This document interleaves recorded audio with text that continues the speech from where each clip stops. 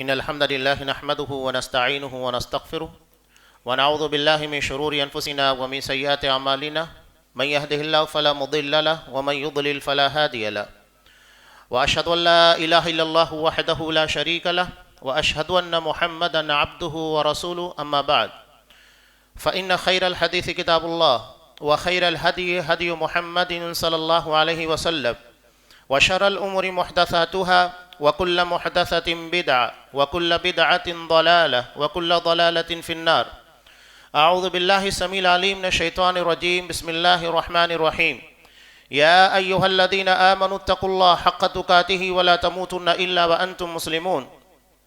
يا أيها الناس اتقوا ربكم الذي خلقكم من نفس واحدة وخلق منها زوجها وبث منهما رجالا كثيرا ونساء واتقوا الله الذي تساءلون به والأرحام إن الله كان عليكم رقيبا.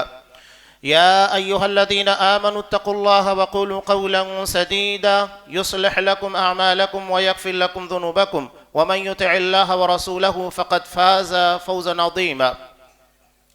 وعن عبد الله بن سلام رضي الله تعالى عنه قال قال رسول الله صلى الله عليه وسلم يا أيها الناس أفشوا السلام وأطعموا الطعام وصلوا الأرحام وصلوا والناس نيام تدخلون الجنة بسلام. رواہ الترمذی ورواہ ابن الملقن. تمام قسموں کی تعریفات اللہ رب العالمین وحدہ لا شریک کے لیے لائق و زیبا ہے، جو ساری کائنات کا تنہا خالق و مالک ہے، اور بے شمار درود و سلام ہو اللہ کے آخری نبی جناب کریم محمد رسول اللہ صلی اللہ علیہ وسلم کی ذات مقدسہ پر. محترم سامعین، عزیز ماں اور بہنوں، ہم میں سے ہر شخص کی خواہش ہے کہ وہ اللہ کی جنت میں جائے، اس کی نعمتوں سے لطف اندوز ہو. ہماری کیا، دنیا کے ہر انسان کی، کیا مسلمان کیا غیر مسلم. ہم نے غیر مسلموں کو بھی دیکھا کہ مرنے والے کے بارے میں کیا کہتے ہیں، سورگواسی، یعنی وہ جنتی ہو گیا ہے.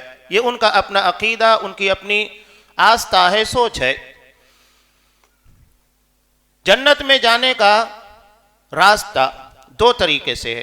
ایک تو یہ ہے کہ اپنے گناہوں کی پاداش میں جہنم کی سزاؤں کو بھگتنے کے بعد جنت میں داخلہ ملے، یہ بھی ایک راستہ ہے. نبی کریم صلی اللہ علیہ وسلم نے ارشاد فرمایا، جیسا کہ مسلم کی روایت میں، آخری جہنمی جس کو جہنم سے نکالا جائے گا، اور وہ آخری جنتی بھی ہوگا، جسے جہنم سے نکالے جانے کے بعد بالکل کوئلے کی طرح ہو جائے گا. اسے نہر حیات میں داخل کیا جائے گا تو جس طرح کے پودا پنپتا ہے، اگتا ہے، اس کا جسم پنپنا شروع ہوگا، اور اس کے بعد اسے اللہ جنت میں داخل کرے گا. وہ جائے گا، کہا اللہ جنت تو بھری بھی ہے، کہا کہ تو جا تو صحیح. اس کے بعد اللہ اسے کہے گا، کیا تو اس بات کے پر راضی نہیں ہے کہ میں دنیا، دو الفاظ ملتے ہیں مسلم کی روایت میں، دنیا کے 10 پٹ 10 گنا، یا کسی بادشاہ کی جو اسٹیٹ ہوتی ہے اس کے 10 پٹ تجھے جنت میں جگہ دوں. کہا اللہ میں راضی ہوں. اس کے بعد اس کو جنت میں داخلہ دیا جائے گا. ایسے بہت سارے مذنبین ہوں گے، اور یہ علماء اہل سنت والجماعت اس بارے میں متفق ہیں. اہل سنت والجماعت کا متفقہ عقیدہ ہے کہ خطاکاروں کو، مذنبین کو، گنہگاروں کو جہنم کی سزا دینے کے بعد بہرحال اگر ان کے اندر ایمان ہے، توحید ہے، اللہ جنت میں داخلہ دے گا. آپ صلی اللہ علیہ وسلم کو اخیر میں کہا جائے گا کہ جہنم میں سے ان لوگوں کو باہر نکال لو جن کے دل میں رائی کے دانے سے کم بھی ایمان ہو، انتہائی کم، یعنی انہوں نے عمل کیا ہی نہیں، انتہائی تھوڑا عمل. اور اس کے بعد اللہ تبارک و تعالی ایک مٹھی، اللہ کو ہاتھ ہے، قرآن مجید نے ارشاد فرمایا سورہ مائدہ، بل یداہ مبسوطتان، اللہ کے 2 ہاتھ ہیں اور دونوں ہاتھ کھلے ہوئے ہیں. اور نبی کریم صلی اللہ علیہ وسلم نے کہا کہ اللہ کے دونوں ہاتھ داہنے ہیں. اللہ کے تعلق سے جو صفات ملتی ہیں، اس کے بارے میں اہل سنت والجماعت کا یہی عقیدہ ہے کہ اللہ کے ان تمام صفات کو مانا جائے گا، اس کی مثال نہیں دی جائے گی، اسے تعطیل نہیں کیا جائے گا، یعنی اسے عاری نہیں قرار دیا جائے گا. اور نہ ہی اس کی تعویل کی جائے گی کہ ہاتھ کا مطلب قدرت طاقت نہیں، ہاتھ ہاتھ ہے، لیکن ہاتھ یا اللہ کی کوئی بھی جسمانی صفات جو اس کی ذات سے منسلک ہے، ہم اسے کسی سے تشبیہ نہیں دیں گے۔ یہ بات یاد رکھیے گا، قرآن مجید نے صاف کہا لیس کمثلہ شیء، اللہ کی مانند کوئی چیز نہیں۔ جب اللہ کی طرح کوئی نہیں تو مثال کیوں دی جائے گی؟ ہے مانتے ہیں، کیسا ہے اس کے بارے میں بحث نہیں ہوگی۔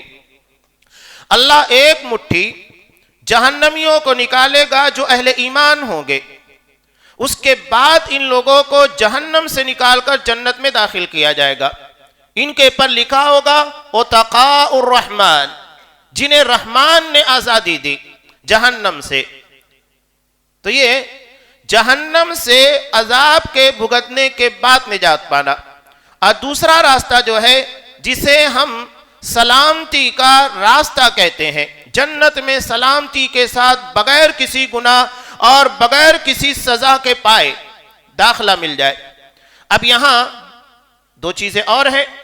پہلی تو یہ ہے کہ انسان کے پاس اتنی نیکیاں ہوں کہ جس کی بنیاد کے پر اللہ تبارک و تعالیٰ اس کو جنت میں داخلہ دے گا، اور دوسرا اللہ کا خصوصی رحم و کرم کہ اللہ گناہوں کو نیکیوں میں تبدیل کر کے جنت میں داخلہ دے گا۔ نبی کریم صلی اللہ علیہ وسلم ارشاد حضرت عبداللہ ابن مسعود رضی اللہ تعالیٰ عنہ کی روایت ہے، کہتے ہیں کہ اللہ قیامت کے دن ایسا رحم و کرم کرے گا جس کے بارے میں ہم سوچ نہیں سکتے۔ آخرت میں اللہ تبارک و تعالیٰ کا رحم و کرم ایسا ہوگا۔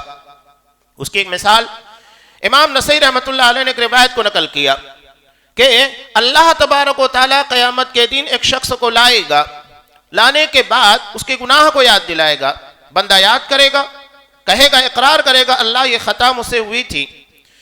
مومن بڑا صاف گو ہوتا ہے، وہ اپنی غلطیاں، خطا یا اچھائیوں کو بیان کرنے میں چوکتا نہیں۔ قرآن جو کہتا ہے قولوا قولا سدیدا، صاف بیانی کرو، تو صاف گوئی سے کام لیتا ہے۔ اس کے بعد اللہ کہے گا دیکھ میں نے تیرے اس گناہ، تیری اس غلطی کے پر دنیا میں پردہ ڈالے رکھا، کسی کو معلوم نہیں تھا کہ تو نے یہ خطا، یہ غلطی کی ہے، اور نہ ہی میں نے اس کی سزا تجھے دنیا میں دی۔ اب یہاں آج تجھے سزا نہیں دوں گا، بلکہ تیرے اس گناہ کو میں معاف کر رہا ہوں، بخش دے رہا ہوں۔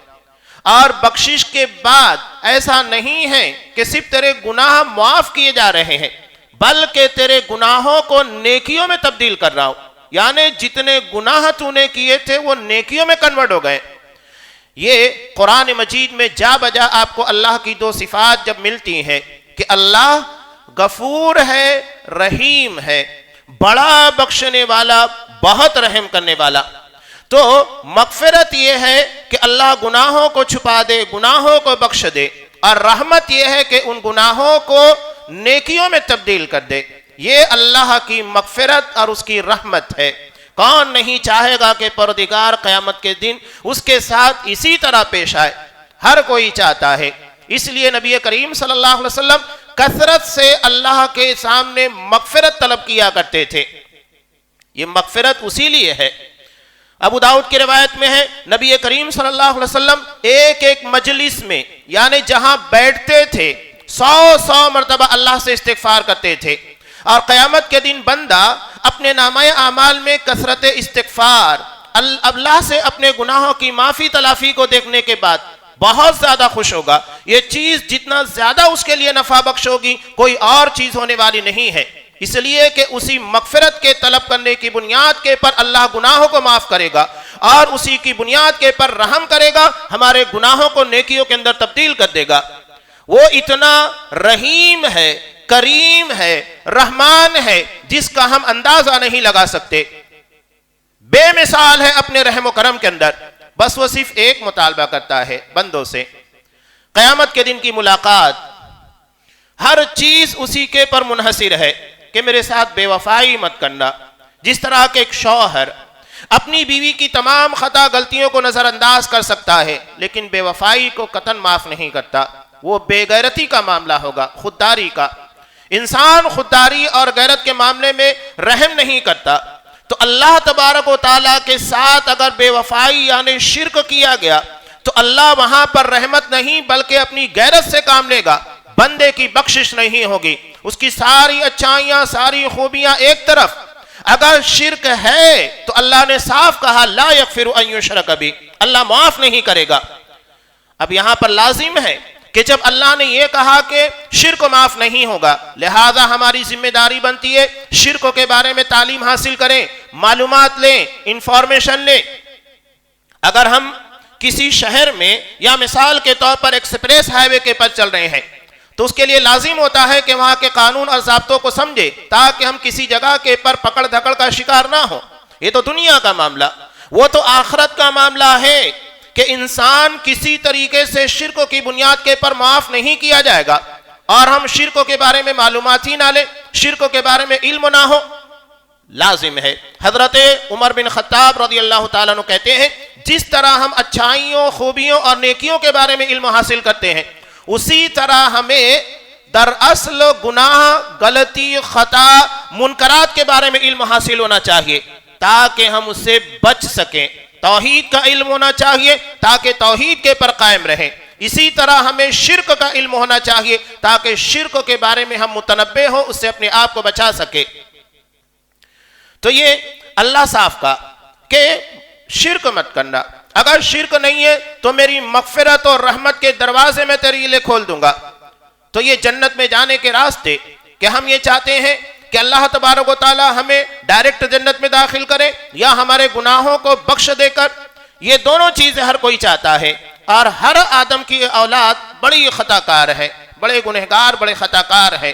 لیکن اگر اللہ سے ہم امید رکھتے ہیں کہ اللہ سلامتی کے ساتھ ہم کو جنت میں داخل کرے تو ہمیں مغفرت اور رحمت کے طلبگار بننا چاہیے۔ مسجد میں داخل ہوتے ہیں تو کیا دعا مانگتے ہیں؟ اللہم افتح لی ابواب رحمتک، پروردگار میرے لیے اپنی رحمت کے دروازے کھول دے۔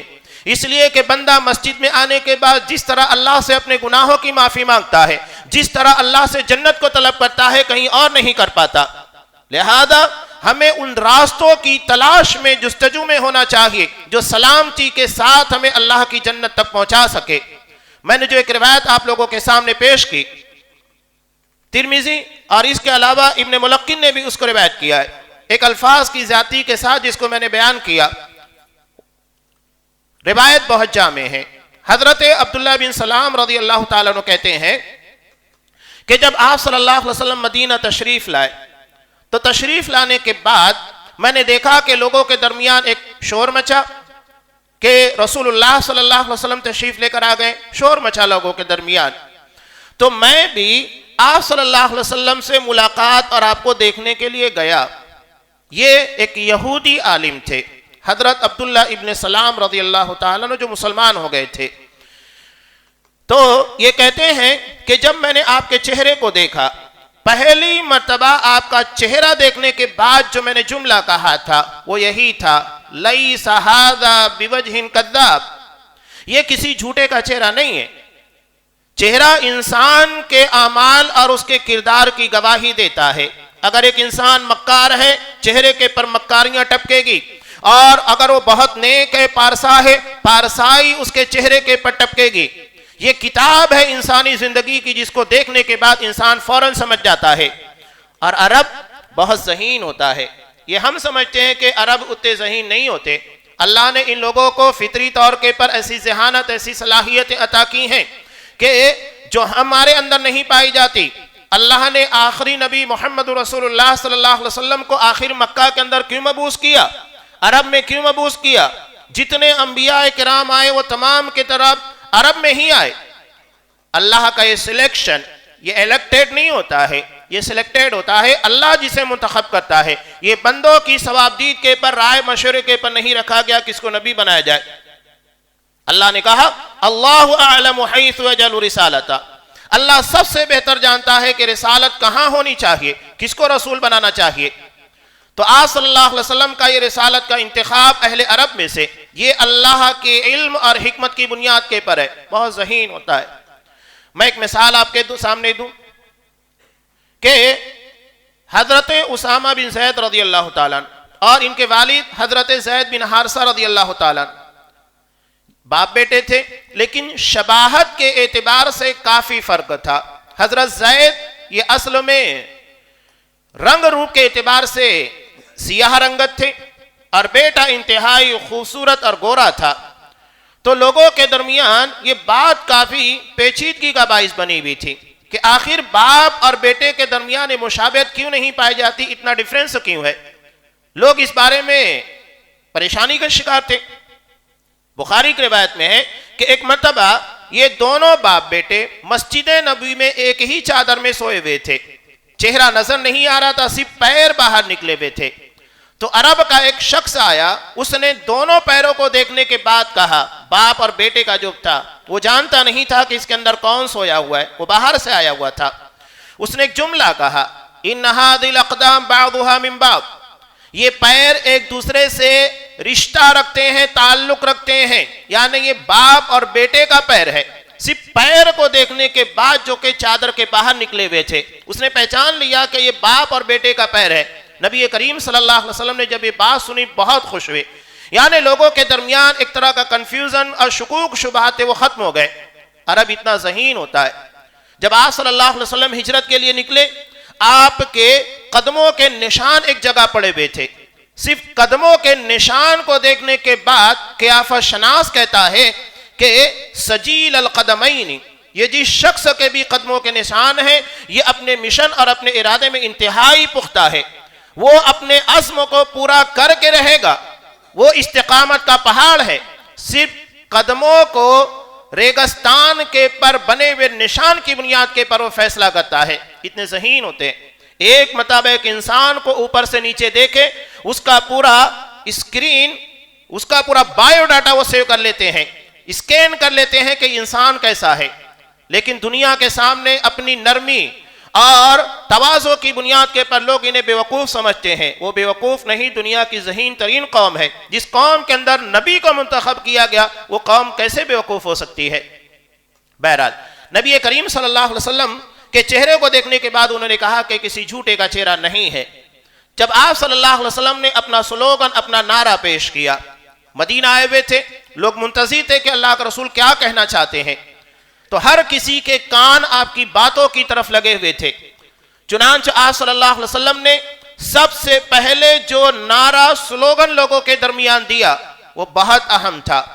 کہا, یا ایھا الناس, لوگو سنو, افشوا السلام, سلام کو عام کرو, واطعموا الطعام, کھانا کھلاؤ, وصلوا الارحام, رشتہ داریوں کو جوڑو, وصلوا والناس نیام, اور جب لوگ سوئے ہوئے ہوں اس وقت نماز ادا کرو, یعنی تہجد کی نماز.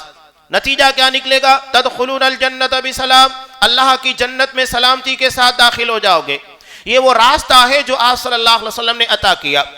جنت میں سلامتی کے ساتھ اگر جانا چاہتے ہیں تو آپ صلی اللہ علیہ وسلم نے یہ چیز آپ کے سامنے, یہ میپ پیش کیا ہے, یہ راستہ پیش کیا ہے. سب سے پہلی چیز ہے افشوا السلام, سلام کو عام کیا جائے, چاہے وہ اپنی زبان سے ہو, کردار سے ہو. اب سیدھی بات ہے, جس کی زبان سے مسلمان محفوظ ہے, یعنی وہ اپنی زبان سے نہ تو شرکیہ کفریہ باتیں نکالتا ہے, نہ لوگوں کو تکلیف دیتا ہے, گالیاں دیتا ہے, نہ غیبتیں کرتا ہے, نہ چگلیاں کرتا ہے. میں یہاں خاص طور سے ہماری مائیں اور بہنیں بھی آتی ہے, اللہ کا شکر ہے. یہ ہماری جماعت کا امتیاز ہے کہ نبی کی سنت کے مطابق خواتین کا بھی مسجد میں نظم کیا جاتا ہے. خاص طور سے میں خواتین کو بھی اس بارے کے اندر آپ صلی اللہ علیہ وسلم کی اس حدیث کے تناظر میں کہہ رہا ہوں کہ اپنی زبانوں کو سنت کے مطابق بنائیے. اس زبان سے اللہ کی توحید اور اس زبان سے بھلائیاں, قرآن مجید کی تلاوت, ذکر اذکار ہونے چاہیے. اپنی زبانوں کو غیبت, چگلیاں, کفریہ کلمات, شرکیہ باتیں, اگر یہ سب ہوگا تو یاد رکھیے کہ ہم جنت میں سلامتی کے ساتھ داخل نہیں ہوں گے. مرد ہو, خواتین ہو, ہر کسی کی ذمہ داری بنتی ہے اس باب میں خصوصی توجہ دے اپنی زبان کے پر. ورنہ حدیث مفلس یاد کیجئے, امام مسلم رحمۃ اللہ علیہ نے جس روایت کو بیان کیا اس میں جس شخص کو اس کے نماز, روزے اور دیگر صدقات و خیرات کی نیکی کی بنیاد کے پر جنت کی طرف لے جایا جائے گا, اسے جنت کے بجائے جہنم میں داخل کیا جائے گا. کیوں؟ اس لیے کہ اس نے کسی کو گالی دی ہوگی, کسی کے پر بہتان تراشی کی ہوگی, اور اس طرح کی وہ ساری خرابیاں ہوگی. تو ہم چاہتے ہیں کہ اللہ کی جنت میں سلامتی کے ساتھ جہنم کا ایک پل گزارے بغیر داخل ہو جائے، تو اس کے لیے ہمیں ان چیزوں کے پر عمل کرنا ہوگا، ورنہ کسی نہ کسی چیک پوائنٹ کے پر ہمیں پکڑا جائے گا اور اس کے بعد جہنم رسید کیا جا سکتا ہے، جس کا ایک لمحہ آپ صلی اللہ علیہ وسلم نے بیان کیا اتنا بھیانک، اتنا خوفناک ہوگا کہ انسان کی زندگی کی ساری خوشیوں کو اور اس کی ساری لذتوں کو بھلا دے گا۔ یہ بہت خطرناک منظر ہے۔ آپ صلی اللہ علیہ وسلم نے کہا کہ اس کے جیسا خوفناک اور ہولناک منظر نہیں دیکھا، جس کے بارے میں قرآن مجید کہتا ہے وَيُسْقَى مِن مَّاءٍ صَدِيدٍ، جہنمیوں کو پینے کے لیے آج ہم پانی کتنا زیادہ احتیاط کے ساتھ پیتے ہیں کہ وہ ہماری صحت کے لیے مفید ہو، فلٹر ہونا چاہیے، کوئی چیز ایسی نہ ہو جو صحت کو نقصان پہنچائے۔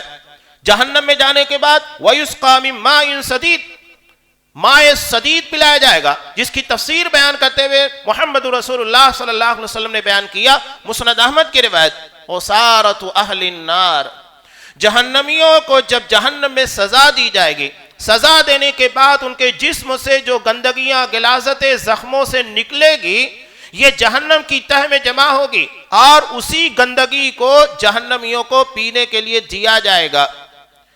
سوچئے جہنم میں جب پینے کا عالم یہ ہوگا اور پانی بھی اگر کوئی دیا گیا تو سورہ محمد میں اللہ تبارک و تعالی ارشاد فرماتا ہے کہ وہ پانی اتنا گرم ہوگا ماء حمیما فقط امعاہم، آنتڑیوں کو ٹکڑے ٹکڑے کر دے گا، وہ پانی اتنا گرم ہوگا۔ یہ جہنم کی ہولناکی کا عالم ہے کہ صرف پینے کے لیے ایسی چیزیں دی جائے گی، انسان جس کے بارے میں سوچ لے تو روح کانپ جاتی ہے۔ کون چاہے گا کہ اس کا ایک لمحہ بتایا جائے؟ تو ہم چاہتے ہیں کہ اتنے سخت ترین عذاب سے اپنے آپ کو بچائیں، تو لازم ہے کہ ہم اپنی زبانوں کے پر قابو رکھیں، اپنی زبان کو بے قابو نہ ہونے دیں، ورنہ نتیجہ بڑا بھیانک اور بڑا سنگین نکلنے والا ہے۔ افشوا السلام، سلامتی کو عام کیجئے، اپنے کردار کے ذریعے کسی کی زمین کو ناجائز طریقے پر نہ لے، کسی کے مال کو ناجائز طریقے پر نہ لے، کسی کے حق کے پر ناجائز طریقے سے قبضہ نہ کرے، ساری چیزوں کے پر توجہ ہونا چاہیے۔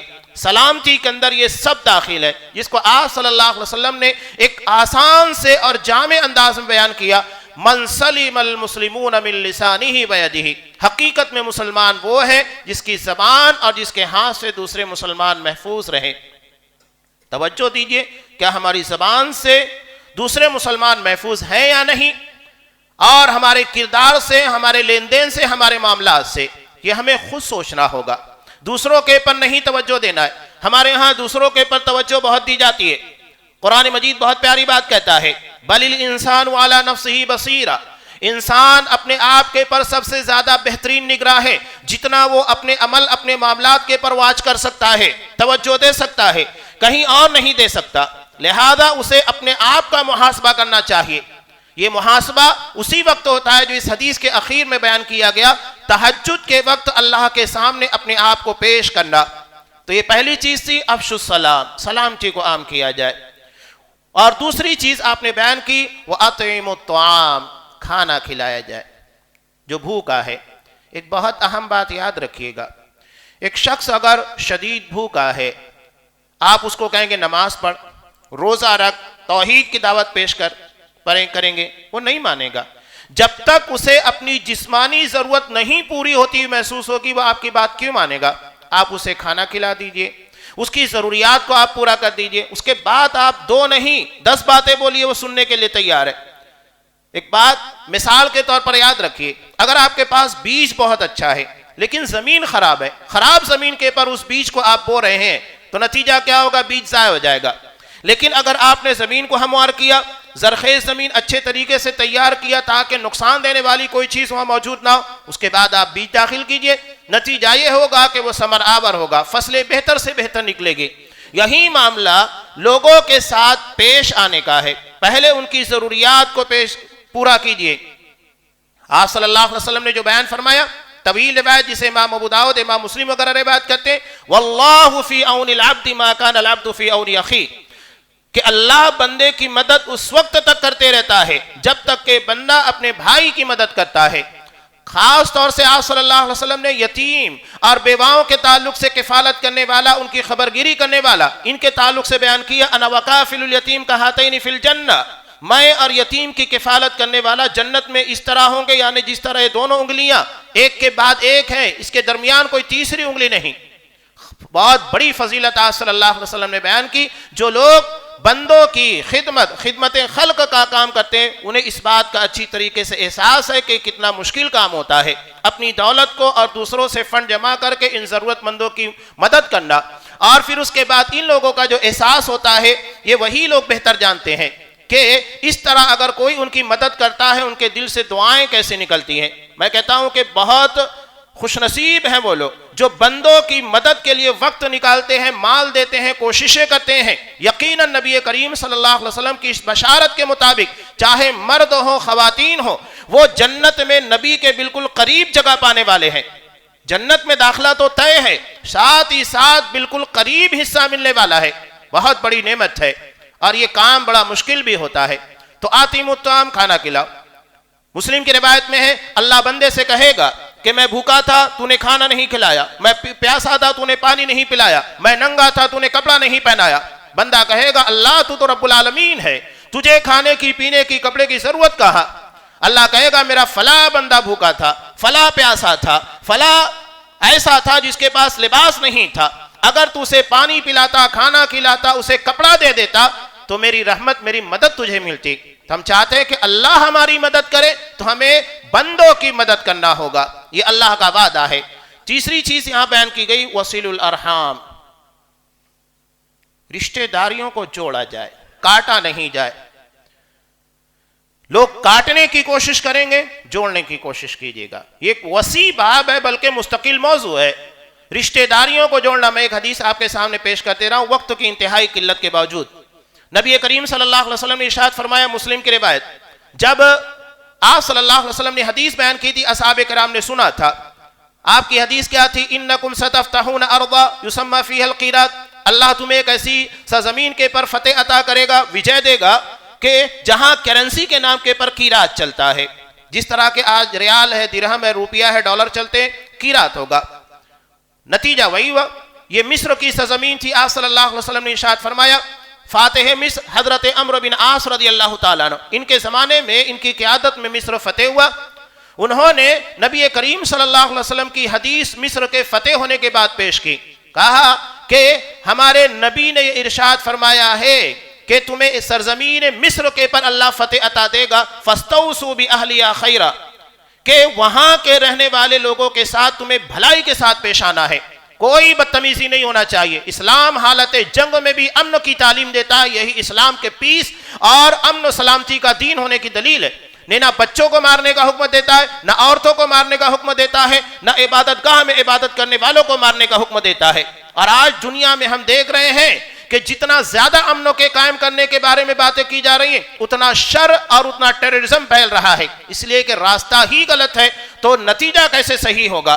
کروڑوں لوگوں کی جان لینے کے بعد بھی دنیا میں امن و قائم نہیں ہوا، جبکہ آپ صلی اللہ علیہ وسلم نے چند سالہ کوششوں میں چند لوگوں کی جان لینے کے بعد پورے عرب کے اندر امن کو قائم کیا۔ آج بھی ہم چاہتے ہیں کہ امن قائم ہو تو محمد رسول اللہ صلی اللہ علیہ وسلم کے اسی طریقے پر امن قائم ہوگا۔ تو وہاں انہوں نے کہا کہ اللہ کے رسول نے ہمیں تمہارے ساتھ بھلائی کے ساتھ پیش آنے کا حکم دیا ہے، فَإِنَّ لَكُمْ ذِمَّةً وَصِحْرًا، اس لیے کہ تم لوگوں کے ساتھ ہماری دوہری رشتہ داری ہے، ایک ننیحالی اور ایک سسرالی، دو طریقے کی رشتہ داریاں ہوتی ہیں، ایک سسرال یعنی رشتہ قائم کرنے کی بنیاد پر، اور ایک ننیحالی اور ددیحالی رشتہ داری جو انسان پیدا ہونے کے بعد ہی لاتا ہے، کوئی چچا ہے، ماما ہے، یہ سارے رشتے ایسے ہیں جو کٹتے نہیں ہیں، اور ایک وہ ہوتے ہیں جس کو ہم بناتے ہیں رشتے ہونے کے بعد، نکاح ہونے کے بعد۔ تو یہ دو رشتہ داریاں ان لوگوں کے ساتھ ہے۔ نبی کریم صلی اللہ علیہ وسلم کی جدہ امجد یعنی حضرت حاجرہ وہ مصر کی تھی، قبطی تھی۔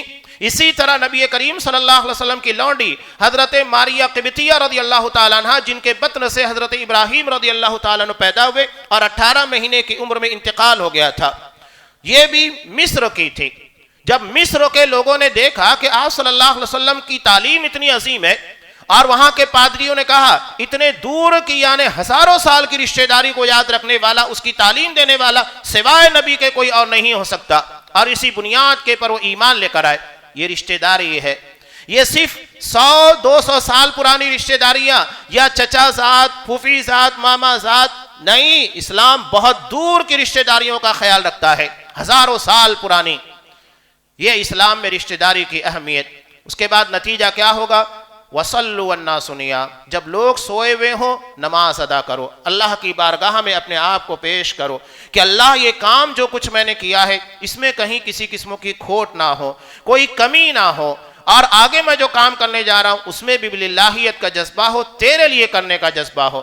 تو اپنے آپ کو اللہ کے سامنے پیش کرنا، استغفار کرنا، اپنے گناہوں کی معافی مانگنا، اتنی اچھائیوں کے بعد اہل ایمان کا تذکرہ قرآن کرتا ہے وَبِالْأَسْحَارِ هُمْ يَسْتَغْفِرُونَ، سحر یعنی تہجد کے وقت وہ اللہ سے اپنے گناہوں کی معافی مانگتے ہیں۔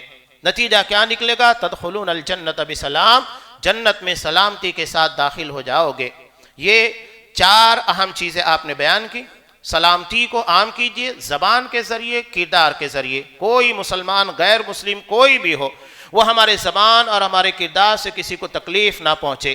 کھانا کھلائیے جو ضرورت مند ہے، بھوکے ہیں، خاص طور سے بیوہ، یتیم اور مساکین ہے، اور رشتہ داریوں کو جوڑنے کی کوشش کیجئے۔ اللہ کے سامنے نمازیں ادا کیجئے، اپنے گناہوں کی معافی مانگیے۔ اب ان چیزوں پر خود آپ غور کیجئے کہ جب بندوں سے ہمارا کوئی معاملہ نہیں ہوگا، کسی کے ساتھ ظلم و زیادتی نہیں ہوگی، بلکہ ہم نے مدد کی ہے، اپنی زبان کردار سے سلامتی عام کی ہے، رشتوں کو جوڑا ہے، تو ہمارے خلاف کھڑا کون ہوگا؟ اور اللہ کے سامنے ہم نے گناہوں کی معافی مانگی ہے۔ جب ساری طرف سے ہم محفوظ ہو چکے ہیں تو ہمارا جنت میں جانے کا راستہ بھی محفوظ ہو گیا ہے۔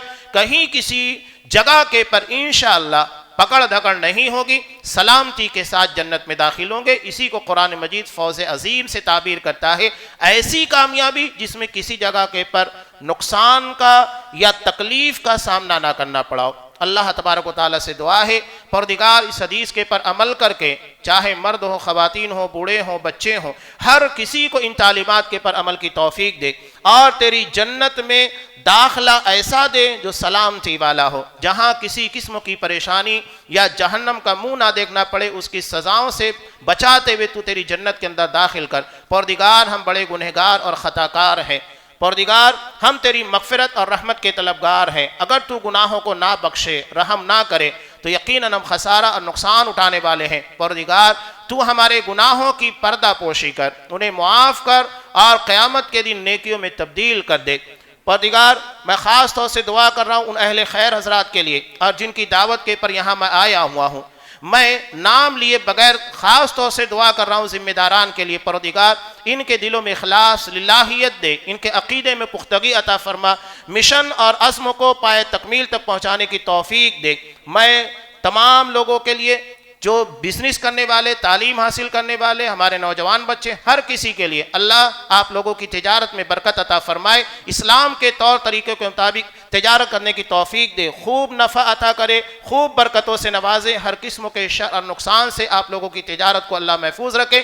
نوجوانوں کو شاب صالح، نیک نوجوان بنائے، جن کی زندگیاں، جن کی جوانیاں عبادت میں گزرے۔ ہماری ماؤں اور بہنوں کو خدیجہ، عائشہ، فاطمہ، ان لوگوں کی طرح بنائے، ان کے کردار و عمل کو صحابیات امہات المؤمنین کے کردار اور رنگ میں بھر دے۔ اللہ تبارک و تعالیٰ سے دعا ہے کہ پروردگار ہمیں ایمان کے پر قائم رکھ، اور اسی کے پر زندگی کا خاتمہ کر، اور سلامتی کے ساتھ تیری جنت میں جگہ عطا فرما، آمین۔ بارک اللہ لنا ولکم فی القرآن العظیم ونفعنی وإیاکم بالآیات والذکر الحکیم، انہ تعالی جواد کریم ملک بر رحیم۔